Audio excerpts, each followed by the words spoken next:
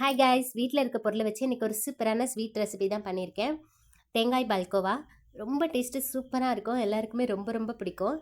கன்ஃபார்மாக ட்ரை பண்ணி பாருங்கள். வாங்க எப்படி பண்ணலான்னு பார்க்கலாம். இதுக்கு ஒரு முழு தேங்காய் எடுத்து மேலே இருக்க அந்த கருப்பு கலரில் இருக்கும் பார்த்தீங்களா, அந்த பாட்டை மட்டும் கட் பண்ணி எடுத்துகிட்டு நான் இப்படி குறகுறப்பாக அரைச்சி எடுத்துகிட்டு வந்திருக்கேன். இப்போ ஒரு பாத்திரத்தில் ஒரு ஸ்பூன் நெய் சேர்த்துக்கலாம். நல்லா சூடானதும் அதில் முந்திரி பருப்பை சேர்த்து நல்லா வறுத்து எடுத்துக்கலாம்.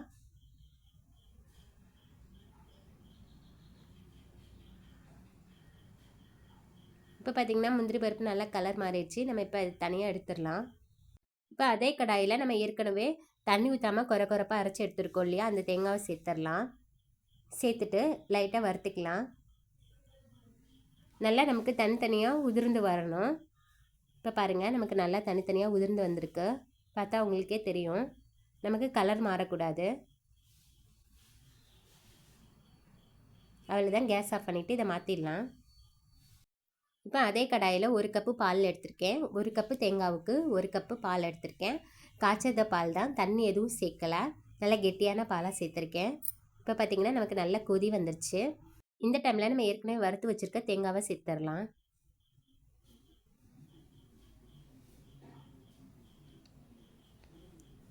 சேர்த்துட்டு நல்லா மிக்ஸ் பண்ணி விட்டுக்கலாம்.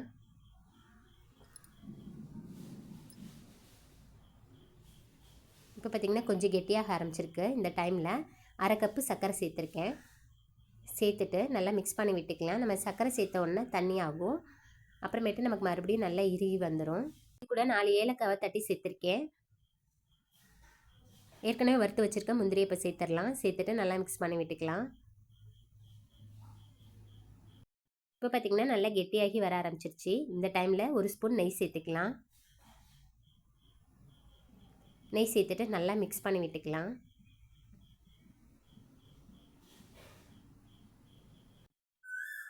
இப்போ பார்த்திங்கன்னா கடாயில் ஒட்டாமல் சூப்பராக திரண்டு வர ஆரம்பிச்சிருச்சு. அவ்வளோதான், ரெடி ஆகிடுச்சு. நம்ம கேஸ் ஆஃப் பண்ணிடலாம்.